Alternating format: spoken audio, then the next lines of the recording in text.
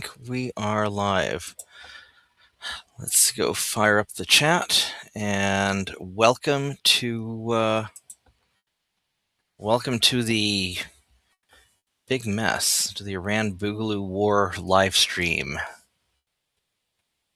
Yeah, this is gonna be another crazy night. So, yeah, so I thought I'd get on for a little bit before playing video games with my friends. We're gonna do some Mech Warrior tonight, and I thought I would go over quickly what we know is going on, what we don't know is going on. I found this interesting resource from the S2 Underground, their good YouTube channel. And, so we've got stuff blowing up all over the Middle East. We're bombing stuff in Iraq, Iran, they're bombing stuff in Iraq, Saudi, UAE, Qatar. So they're hitting American bases. They're blocking off the Strait of Hormuz. So, it's this is real, right? This is going to be a real thing. Here's an American kinetic strike. They hit stuff in Qatar, and Dubai. They hit allegedly. Iran hit a hotel room or hotel building that that may have had a bunch of American officers staying in it. I'm not sure. The problem is there's so much we don't know right now. And so, there's a lot of online resources, stuff's being geolocated, but unlike Russia and Ukraine, there's kind of a big internet blackout going on in Iran. After the protests and riots or whatever they had going on, Iran shut down a lot of the internet to prevent people from communicating. So it's really hard to tell what is going on. We've got some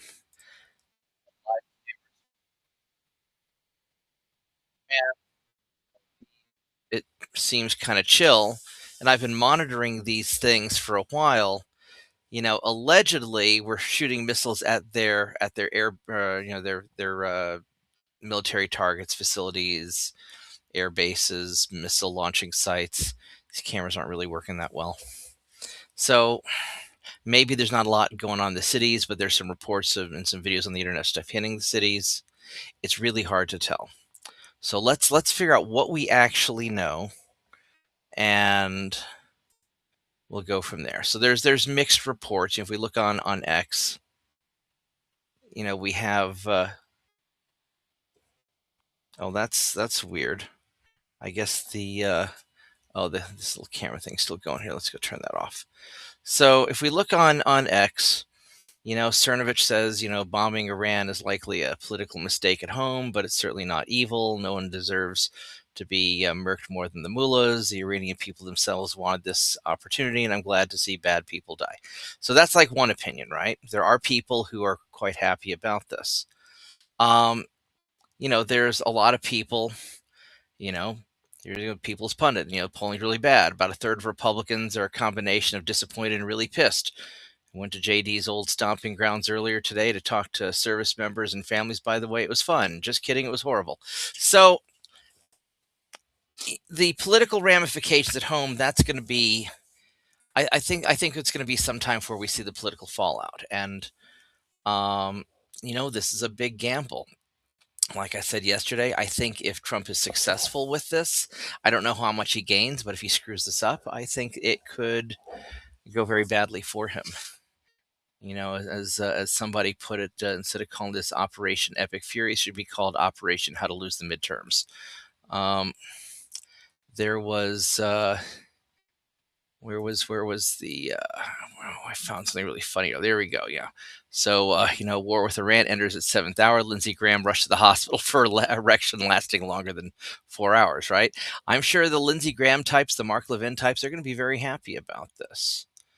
Michael Flynn wrote a really interesting, statement, breaking war with Iran. First, I believe it's important for all Americans to study themselves. There's a lot of misinformation, and that's true, right? There's a lot we don't know. This will come from all angles of attack. In war and intelligence reporting, we say the first reports are always wrong, and that's a good starting point for all of us. So right now, we have to assume that what we know is really very uncertain. War is never in any nation's interest unless national survival is at stake. In America, the decision to go to war should be a joint decision by the executive and legislative branches of government. There'll be untold costs and consequences, and our nation must be together on this issue, like it or not. Our nation going to war is not the sole prerogative of the executive branch. That's true. We should demand that Congress has skin in the game, just as our president and our military forces have skin in the game. For a minute, and consider the lost resources spent fighting in Iraq and Afghanistan. There'd be trillions of dollars and thousands of lives. Never mind Ukraine and Venezuela. And we still have a naval armada minding this critical part of the world. We need to also consider what the responses might be from China, Taiwan, Russia, the use of nukes, Turkey, NATO ally. Hopefully they sit this one out, and our homeland is at risk to terrorist counterstrikes. Y'all should probably avoid large crowds. I, as a rule of thumb, I always avoid crowded places, because if something stupid's going to happen, it's going to happen where there's a lot of people. That's a lot of why I don't go to large public events. I don't hang around like big crowds of people. And I learned that in New York City growing up as a kid. If somebody's going to get mugged, it was going to be, or if somebody was going to go crazy and cause trouble, it's usually where there's lots of people. Now, if you're by yourself, you're a lone target, that can be troublesome also. So I think it's safest to be with a few people, but not a throng of people. That said, a prolonged war is never in America's interest. However, once war is waged, it's a unleashing of emotions that can easily cause it to be endless. We've been told time and again, America can no longer afford endless wars. That is seriously a true statement. We cannot afford another endless war or conflict. Therefore, we want to see if our Congress will respond with full-throated support for our military operations and our troops. We also want them to vote their beliefs, whether they support these actions or not. We also want there to be as much transparency as possible from our White House, and those clear objectives as described that describe vital national security interests, precisely how long this war will last, and what the objectives, once achieved, will allow us to rapidly extract ourselves from this war. So, what are we doing there? How are we going to do it? And then how are we going to get out? Getting out part's really important. We don't want to spend 20 years in Iran the way we did it in Afghanistan. So pray for our troops like millions of Americans. We want to be at peace. We also want freedom-loving people around the world to know that we stand with them, stand with your fight to achieve freedom. And once achieved, we will open the doors of America and fully embrace your desire to live freely and in peace. Nice sentiment. But also understand achieving freedom takes sacrifice and comes at a cost. Americans understand that. Our own American Revolution is a perfect example of sacrifice. For those that don't understand the scale and scope, Iran is 4 times the size of California with over 90 million people. A few strikes and a few days does not solve all of its problems. The people of America need to understand this while the people of Iran are living it. In war, the best plans provide the most options right up to the last minute possible. I know our military is exceptional and well led, but going to war is also failure of diplomacy and policy. Remember, Iran also had many chances to come to the table. Let's pray that Donald Trump sits his team down and has solutions for the long haul. I believe he does, but the bureaucratic challenges he faces are immense. God bless America and all that, right? So that's Michael Flynn. Whether you like him or not, Michael Flynn knows his shit when it comes to military stuff. Let's here we go. Let's go see. Let's go refresh this and see what we got over here on Trending 911. They've been really good so far. United States base in Saudi Arabia is under attack. Now, my understanding is the Saudis have started. This is JP. This is not going to be a 90-minute action. This is going to be. Iran's a lot tougher than Venezuela. Like I had said before, Iran, if they want to fight this out, that's going to be like a giant 90 million person Muslim Iwo Jima, with mountain bases and caves and tunnels and all that. These guys could potentially hold it out for the long run. And the only way that we win this is if the Iranian people, if a substantial portion of the Iranian people rise up to overthrow their government, and we're just providing the air support for a larger conflict that's Iranian led. But if we're just going to go in and bomb and blow up some people and think that that's going to win it, well, that's not, because the mullahs are not stupid, and they had some chain of succession or some line of succession. So, large Iranian missile strikes hit Tel Aviv, reports of casualties and multiple emergency operations. So, I mean, the Iranians are going to hit back. So yeah, this big building in Bahrain. My understanding is that where they hit, that we had a bunch of naval personnel or leadership in that building. So we may have suffered a lot of casualties. Now that could also be a false report, right? We don't know. But this is the real consequence. Like, look at what's going on in Ukraine, and whether you want to admit it or not, Russia is going relatively easy on Ukraine because, political reasons, right? Um, you know, and Ukraine is very, very bad. We could be seeing a whole nother ball game develop with Iran, where they could be blasting the crap out of stuff in the Middle East. If Iran turns out to have tens of thousands of ballistic missiles, they could simply run Israel out of defensive missile ammunition and then just level large portions of the city. And Iran could be conducting a lot of terrorist attacks, asymmetric warfare. We don't know what portion of the Muslim world is going to stand with Iran and what portion is going to stand against Iran. Iran's a little controversial, right? Some people like them in the Middle East, and some people don't like them in the Middle East. Saudi Arabia does not like Iran. So there could be a lot of stuff going on. Let's go check these guys. See if there's anything interesting here. 12 hours ago, yeah, Michael Bolton has a big heart on because he loves all this shit too. So, I think anybody who's encouraging Trump to do this probably has ulterior motives. Now, we might have some inside assets. Israel claimed that their Mossad guys had infiltrated the Iranian higher leadership and that they had their inside guys. They were going to take them out from the inside, and maybe so, right? Maybe Iranian leadership is completely compromised. But whatever's going on, we're only seeing the surface of a much deeper thing. So I don't want anybody to freak, and I don't want anybody to get, we should not be happy or sad. We should be cautious and mindful. Let's see what the Iranians say. Let's go refresh this.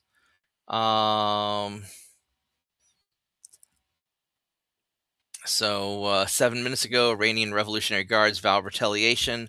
So yeah, so Khomeini is dead. If the Iranians are admitting it, then he's probably dead. So, and Iran is vowing retaliation, at least the Iranian Revolutionary Guard, right? And some condolences. Iranian attacks on Gulf states is hardening support for the U.S. Israeli allies. So, I mean, a lot of the Gulf states don't like Iran. They're competitors. And there's that Sunni Shiite thing, which I don't fully understand. I think Iran is Shia, and I think the Gulf states are Sunni. But I'm not an expert on the Middle East as much as I am I know a lot more about Eastern Europe than I do about the Middle East. Okay, I haven't really spent. The only time I've really spent in the Middle East was a trip to Istanbul. That's not really the Middle East. So Iran is admitting that that Khomeini is dead, and this is also during Ramadan, which is an important Muslim holiday. So there could be some unforeseen consequences there as well. I already said that one. From the MAGA crowd, the Luke Rewandowski. I don't know if he counts as MAGA or not, but he seems to be kind of in that, maybe more libertarian leaning. But, they ran on the pro peace ticket and they haven't been doing a lot of pro peace stuff. We've been still supplying weapons to Ukraine, which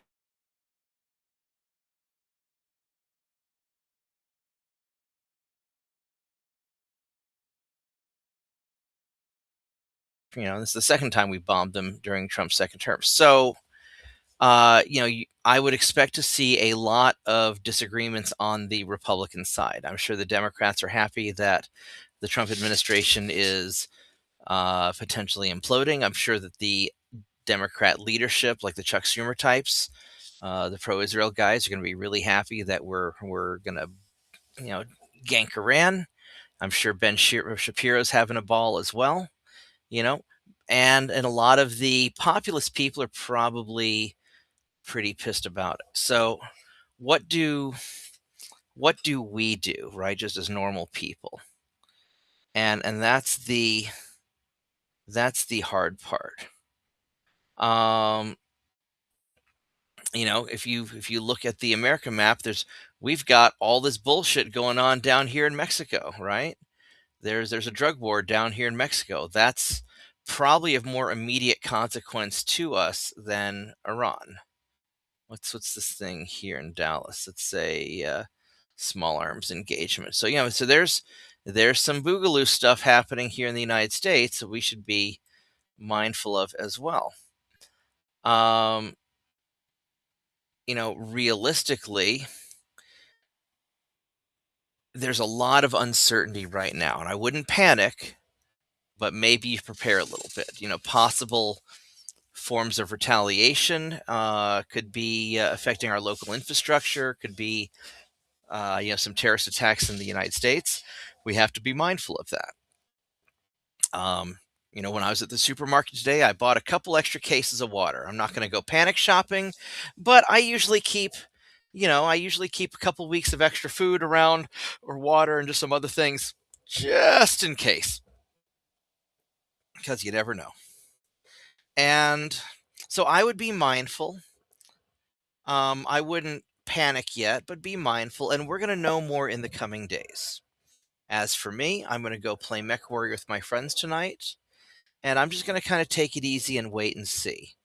Um, but as a precaution, I would be very alert and aware when you're out and about, and I would avoid crowded spaces because you never know.